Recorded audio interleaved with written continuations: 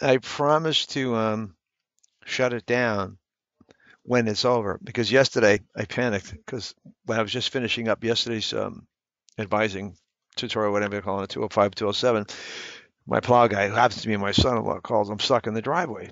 So what did I do? I forgot to shut the recording down. So beyond 28 minutes and 11 seconds, there's absolutely nothing. Isn't that wonderful? All right. Let me share my screen, see what's going on, and present. Let me get this going. CJ310, as you guys are well aware. Let's make sure.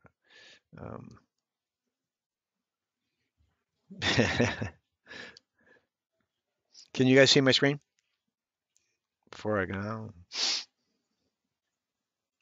Okay, cool. Thank you so much. Anyway, part of the concentration here, we have CJ310, Introduction to Homeland Security and Counterterrorism, as you'll see here.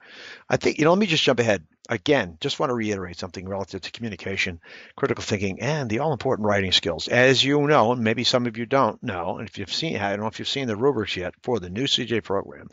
Again, articulation of response is at the top of the rubric. It is, to basically emphasize how important it is for them to write effectively with precision and to be concise and all the other hallmarks of the profession at hand, because we can never be misunderstood.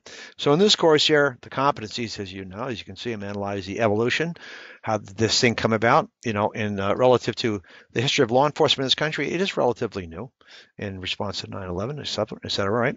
Explain the role and responsibilities of the DHS, all right, which is a monolithic organization, and maintain the safety of citizens, and then purpose and function of counterterrorism. Very, very broad, all right? And I'm going to get into the actual meat of the course in a second here. You've got 3 projects, 3 assignments, 3 discussions. You can see the big one, 360 point values of projects. But again, they're all active learning projects. They're going to have to do something, as you well know. Okay, so there's that. So why do we go to course information for advisors?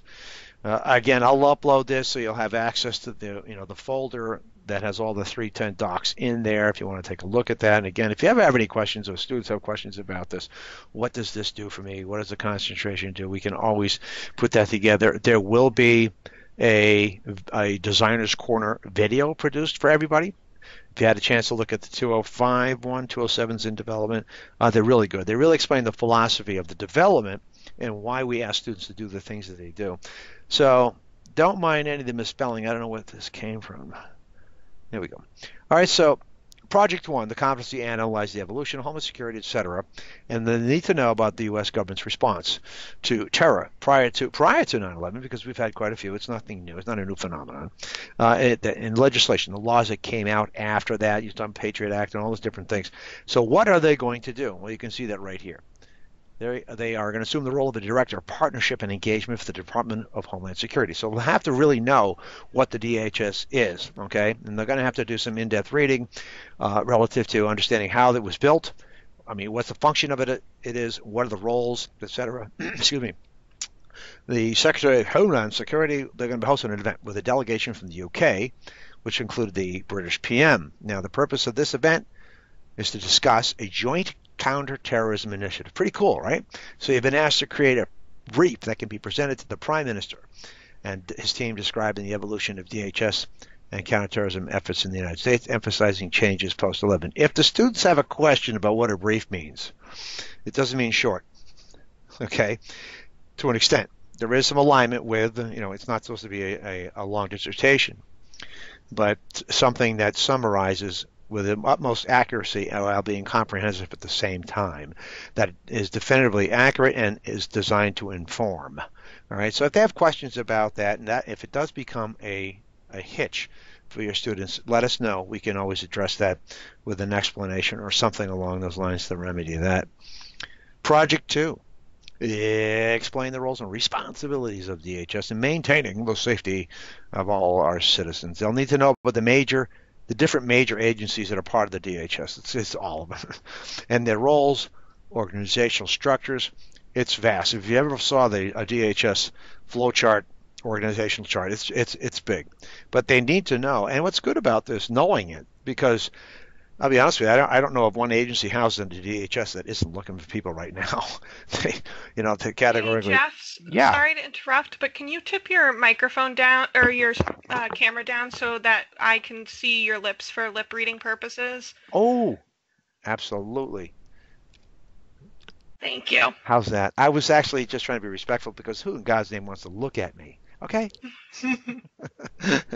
Anyway, um, and when I transfer this over to YouTube, there is a closed captioning option, and I'll make sure that everyone knows that. You just have to click on it. Is that cool? All right then. Yes, thank you. No problem at all. Thank you for reminding me. I hope I didn't hurt. I hope I didn't insult anybody. And if anyone has any questions, if they miss anything, you know how to get a hold of me. Just dial 911. I'll be right there. Anyway, are we still good? I'm not sinking into my chair anymore, am I? Okay, good.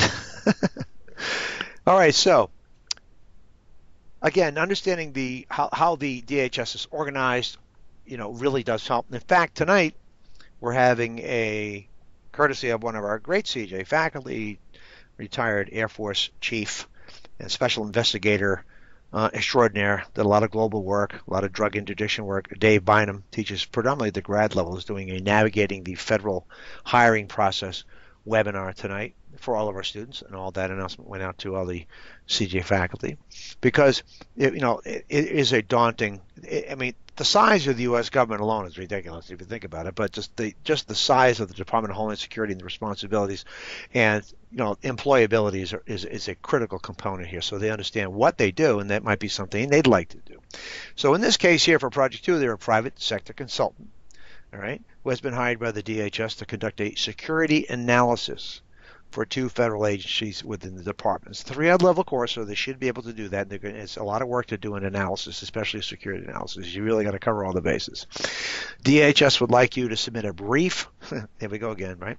Written report explaining the roles of 2 of its agencies, the organizational structure of those agencies, how those agencies protect a specific critical infrastructure sector, and how the mission help to maintain the safety of the U.S. citizens. In other words, what do they do? Now, why is this important? It's because prior to the development of this, the congealing of, or whatever you want to call it, just housing all these various law enforcement investigative agencies into one umbrella is because of a severe breakdown in communication that resulted in some serious issues, i.e. 9/11. But prior to that, too, we've had a lot of mishaps because one agency was not talking to another, and it includes anywhere from CIA, FBI, you name it, NSA. They're all, competing. Well, those days are long over, so it's very much important that they understand these structures. As daunting as it may be, they really need to understand why we are where we're at right now. And there's not going to be any decline whatsoever, especially with the threats from overseas consistently ramping up. Project 3. Any questions? Just give me a shout. Anyway, describe the purpose and function of counterterrorism in the United States. So they're going to identify a type of terrorist, the strategies or plans, whatever they're going to do to go get them, identify domestic and international threats and risks. Notice domestic too. Well, we always happen to, think it's overseas, it's external, but it's not. And explain how information is shared across. Now that's, again, that basically alludes to what I was just talking about. Information sharing is absolutely unequivocally critical. And we saw that come together pretty quick when I was on the job. 9/11 hit, and I was part of the first task force here in New Hampshire, working with the FBI on identification of some local people that had affiliation with Al Qaeda right here in good old Manch Vegas, New Hampshire. All right. So in this one, they're going to be working in a fusion center as an intel analyst. Huge field. Okay, many of your students are cut out for this, or this is something that does pay very, very well. Something they really should look into, especially if they can speak more than one language or they have military background with clearance. Really good stuff.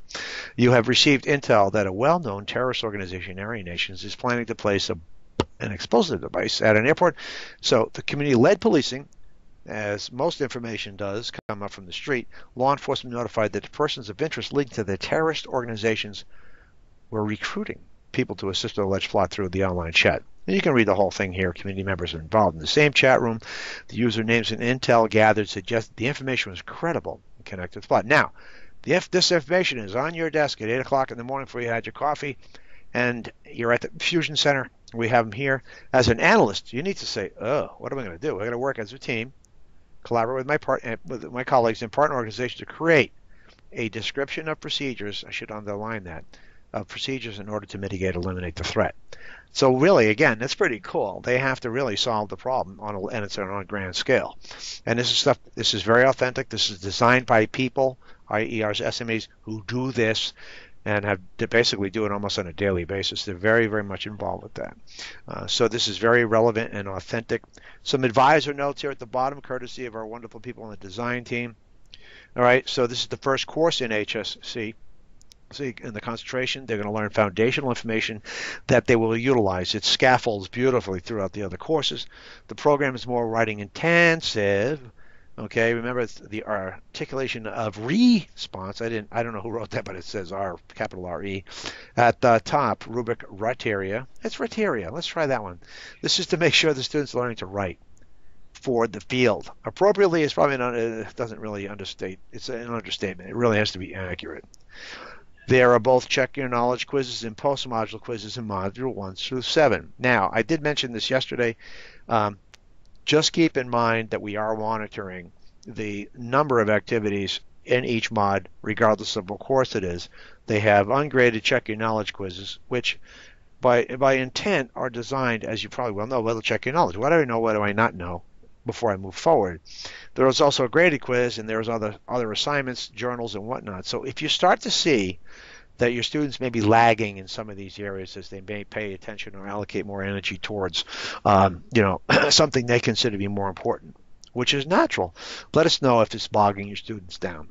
Your feedback is definitely great. Your insight, your expertise is much needed. What you hear from your students on preparing for each mod, let us know. I really appreciate that. Especially, this is a brand new program, and a lot of things are, just brand new in scope relative to providing a great competency-based experience. So this should help students target their focus, as you can see, get a sense of what they don't know, blah, blah, blah. The post-module quiz is designed to assess what did they learn in that module. Now, and during the design process, I did ask, you're going to see quizzes. They're all over the place, right? Why? Oops, Jessica Hardy.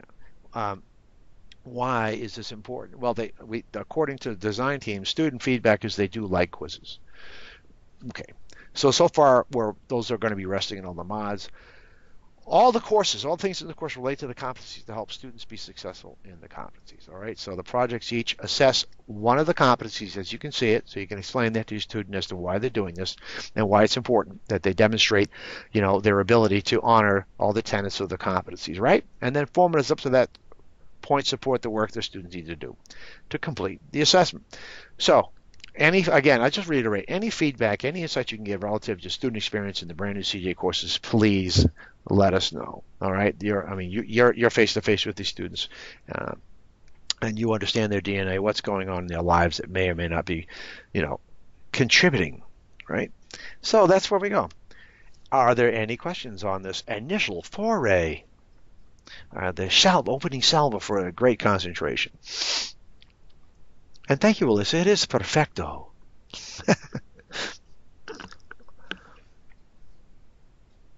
And how's that? All right. Now I will remember. Oh, yeah. Go ahead, Roz.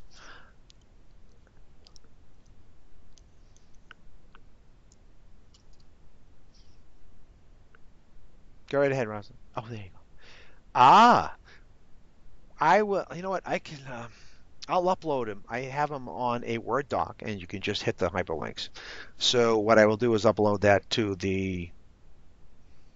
How best to get it to you guys? I can upload it to that folder, the Milliard folder there. Would that work for you? Oh, no, sorry. Okay. If you can access them, fine. If not, let me know, because I want you to watch them. They're really, really great.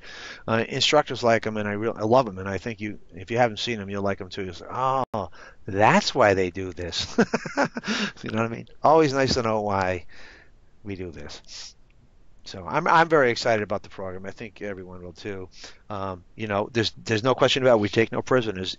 I'm not going to say it's a hard program or rigorous, but it is a demanding program because we really want to make sure that all the competencies that are built in that have been developed by people in the biz, etc., really reflect what the students will need or help them understand what they really need to do and what they need to be to get involved in the profession of, say, public safety, criminal justice in some fashion. But one thing about the competencies and those projects is they're not always about cops. It's not always about somebody in uniform. We have people that are crime analysts. They assume that role. They have community activists. They assume that role. So it does have a nice broad appeal to some people who just don't want to get involved in a uniform part of the business. So where's that one? Good question, Russ. Any other questions, I say? 88 people. Man, that's pretty good.